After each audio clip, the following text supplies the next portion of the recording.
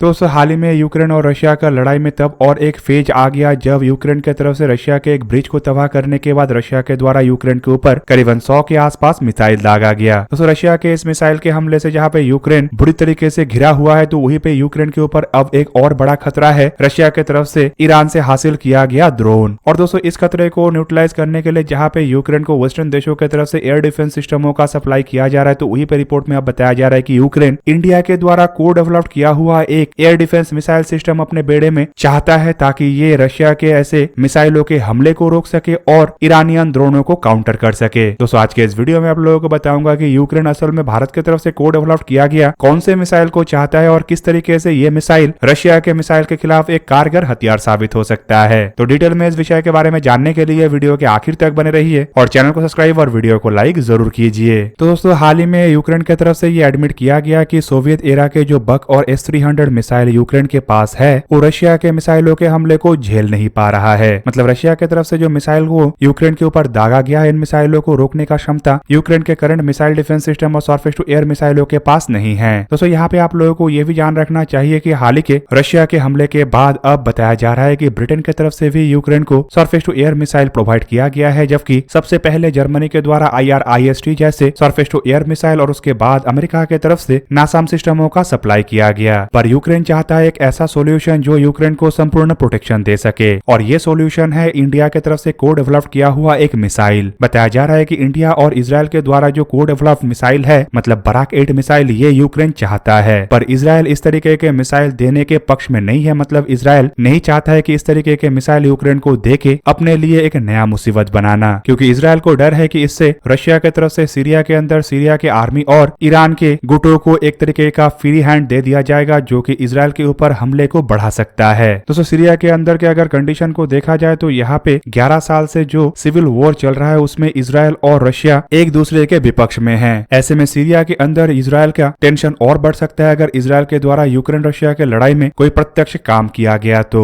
फिलहाल दोस्तों अगर यूक्रेन के मिसाइलों के या फिर कहे तो मिसाइल डिफेंस सिस्टमों के करंट स्टेटस को देखा जाए तो ऐसे मिसाइलों के द्वारा यूक्रेन अब तक रशिया के कई तरीके के फाइटर एयरक्राफ्ट जैसे कि सुखोई 35, सुखोई 34, सुखोई 25 को मार गिरा चुका है, पर इनमें से ज्यादातर मैन पोर्टेबल मिसाइल ही सक्सेस हुआ है। रिपोर्ट के मुताबिक इजराइल के पास जो सोवियत एरा के इग्ला, US मेड स्ट्रिंगर और ट्रैक 9K-35 स्ट्रेला जैसे मिसाइल है यही ऐसे रशियन फाइटर एयरक्राफ्टों को मार गिराने में तो सक्षम है, लेकिन छोटे आकार के क्रूज मिसाइलों को मार गिराने का क्षमता इन मिसाइलों के पास नहीं है। चाहे वो 3M54 कैलिबर जैसे मिसाइल हो या फिर X101 या X555 मिसाइल हो। Man portable air defence system जहाँ पे लो फ्लाइंग और बड़े आकार के एयरक्राफ्टों को टारगेट बना सकता है तो वहीं पे क्रूज मिसाइलों को तो सही ढंग से ट्रैक करने में भी इस तरीके के मिसाइलों के पास क्षमता नहीं है। दोस्तों रशिया की तरफ से ब्लैक सी के फ्लीट से मतलब ब्लैक सी में तैनात अपने जहाजों के द्वारा Tu-22M और Tu-95 स्ट्रेटेजिक बॉम्बरों के द्वारा अपने क्रूज मिसाइलों को दागा जा रहा है। हालांकि अब तक रशिया की तरफ से बैटलफील्ड मिसाइल मतलब 9K-720 स्प्लेंडर जैसे मिसाइलों का इस्तेमाल नहीं किया गया है, जिसे डिटेक्ट कर पाना या इंटरसेप्ट कर पाना और अधिक मुश्किल होता है। वहीं पे दोस्तों G7 के देशों के सामने यूक्रेन के प्रेसिडेंट व्लादिमीर ज़ेलेंस्की की तरफ से मिसाइलों को सप्लाई करने को लेकर एक रिक्वेस्ट रखा गया था। रिक्वेस्ट वो मानते हुए IRIS-T surface to air missile, national advance surface to air missile system मतलब नासाम जैसे सिस्टमों का डिलीवरी हो चुका है। और दोस्तों इन मिसाइल सिस्टमों के पास क्रूज मिसाइलों को रोक पाने का तो क्षमता है, लेकिन ये अब तक उस तरीके से फुल प्रूफ नहीं है जिस तरीके से इजराइल के द्वारा बनाया हुआ या फिर कहे तो इजराइल और इंडिया की तरफ से को डेवलपमेंट में बनाया हुआ मिसाइल सिस्टम है। दोस्तों न्यूयॉर्क टाइम्स के हाल ही के एक रिपोर्ट में दावा किया गया है कि यूक्रेन की तरफ से इजराइल के सामने इजरायली एयर डिफेंस सिस्टमों को लेके एक प्रस्ताव रखा गया है। मतलब एक तरीके से कहे तो यूक्रेन के द्वारा इजराइल के सामने इजरायली एयर डिफेंस सिस्टम मांगा गया है और यूक्रेन के द्वारा जिन सिस्टमों को चुना गया है उनमें आयरन डोम और बराक 8 जैसे प्लेटफॉर्म शामिल है। दोस्तों आयरन डोम जहां पे इजराइल के सबसे successful surface to air missile या फिर कहे तो मिसाइल डिफेंस शील्ड है जो इजराइल को अब तक कई हजारों के संख्या में मिसाइलों से बचा चुका है, तो वहीं पे बराक 8 सिस्टम को अगर देखा जाए तो ये इजराइल और भारत के द्वारा ज्वाइंटली बनाया हुआ एक ऐसे सरफेस टू एयर मिसाइल है जो लंबे दूरी तक कई तरीके के टारगेटों को निशाना बना सकता है, चाहे वो छोटे आकार के अनमैन एरियल व्हीकल हो, क्रूज मिसाइल हो, बैलिस्टिक मिसाइल हो, इवन फाइटर एयरक्राफ्ट और हेलीकॉप्टरों को भी बराक 8 निशाना बनाने में सक्षम है। अब दोस्तों आयरन डोम सिस्टमों को तो एक बहुत ही इफेक्टिव और बहुत ही बेहतरीन सिस्टम के रूप में देखा जाता है। इवन इसका जो इफेक्टिविटी है 90% से भी अधिक है और दुनिया में सबसे अधिक मात्रा में अब तक इन्हीं मिसाइलों के इस्तेमाल दुश्मन के मिसाइल, रॉकेट और आर्टिलरी प्रोजेक्टाइलों को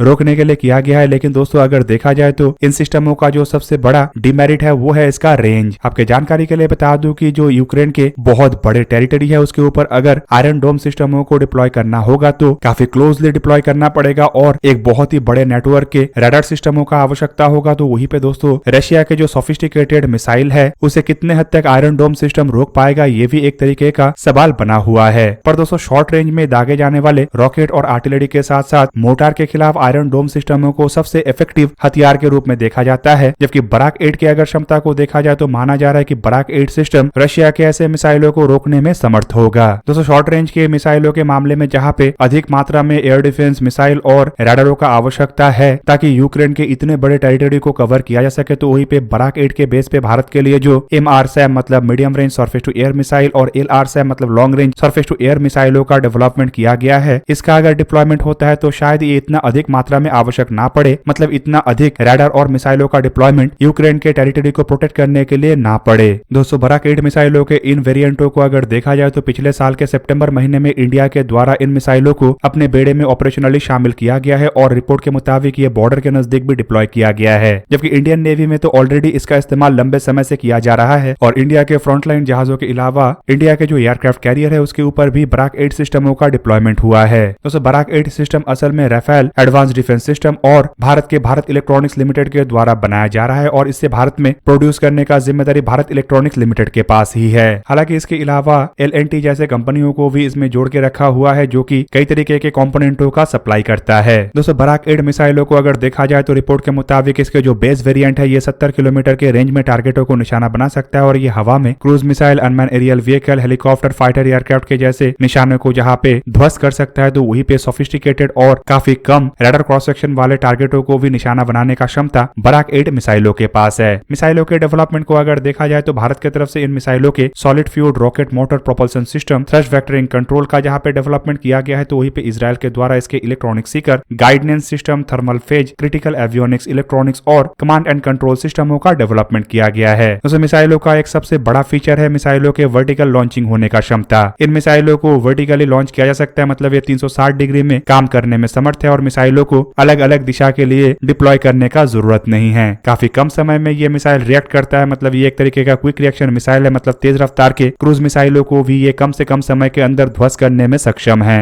हालांकि दोस्तों इन मिसाइलों के अगर MRSAM मतलब medium range surface to air मिसाइलों को देखा जाए तो ये एक तरीके के ग्राउंड बेस्ड सिस्टम है, जबकि LRSAM असल में इसके एक्सटेंडेड रेंज वेरिएंट है। रिपोर्ट के मुताबिक LRSAM को बराक 8 ER मतलब एक्सटेंडेड रेंज बराक 8 भी कहा जाता है, जो कि 150 किलोमीटर के रेंज में टारगेटों को निशाना बनाने में सक्षम है। फिलहाल दोस्तों इन मिसाइलों का इस्तेमाल इंडियन आर्मी, इंडियन नेवी और इंडियन एयरफोर्स की तरफ से किया जा रहा है, जबकि इसके अलावा इजराइल भी इसका एक बहुत बड़ा इस्तेमाल करता है और अब तक इन मिसाइलों को भारत, इजराइल के अलावा अजरबैजान और मोरक्को को भी एक्सपोर्ट किया गया है। हालांकि इसके अलावा Colombia, Finland, Germany, Poland, Saudi Arabia, United Arab Emirates और वियतनाम जैसे देशों की तरफ से भी ऐसे मिसाइलों को खरीदने को लेकर इंटरेस्ट जताया जा रहा है। और दोस्तों जर्मनी की तरफ से अगर खरीदने को लेकर इंटरेस्ट जताया जा रहा है तो आप समझ सकते होंगे कि ये जो मिसाइल है ये असल में कितना शक्तिशाली है और कितना क्षमता है कि जर्मनी के पास IRIS-T जैसे मिसाइल होने के बावजूद जर्मनी इन मिसाइलों को खरीदना चाहता है। जबकि दूसरी तरफ अगर देखा जाए तो IRIS-T का सप्लाई भी यूक्रेन को किया गया है और अगर ये मिसाइल इतना कारगर होता तो शायद इजराइल की तरफ से बराक 8 जैसे सिस्टमों को खरीदने को लेकर इंटरेस्ट नहीं दिखाया जाता। फिलहाल दोस्तों मेरा मानना यह है कि शायद इस तरीके के मिसाइलों के एक्सपोर्ट इजराइल के द्वारा यूक्रेन को ना किया जा सके, क्योंकि इजराइल जहां पे एक तरफ सीरिया में रशिया की भूमिका को लेकर चिंतित है और इससे रशिया भड़कते हुए सीरिया में इजराइल को परेशान कर सकता है, तो वहीं पे मिसाइलों के को डेवलपमेंट में भारत होने के कारण शायद भारत की तरफ से भी लड़ाई में हथियार सप्लाई करने को लेके अनुमति ना दिया जाए। जबकि दोस्तों दूसरी तरफ अगर देखा जाए तो आयरन डोम सिस्टमों को लेके ऐसा परेशानी नहीं है, लेकिन मेरा मानना यह भी है कि शायद आयरन डोम जैसे सिस्टम भी इजराइल के द्वारा यूक्रेन को प्रोवाइड ना किया जाए, क्योंकि यूक्रेन और रशिया के इस लड़ाई में अब तक इजराइल की तरफ से गुट निरपेक्षता ही दिखाया गया है, मतलब इजराइल वेस्टर्न देशों के साथ मिलकर उस तरीके से यूक्रेन के पक्ष में नहीं है। तो दोस्तों ये था आज का वीडियो। अगर आपको वीडियो अच्छा लगा तो लाइक कीजिए और मेरे चैनल को सब्सक्राइब कीजिए और साथ में बना हुआ बेल आइकन को भी प्रेस कर दीजिए ताकि आप मेरा वीडियो देख पाए सबसे पहले। जय हिंद।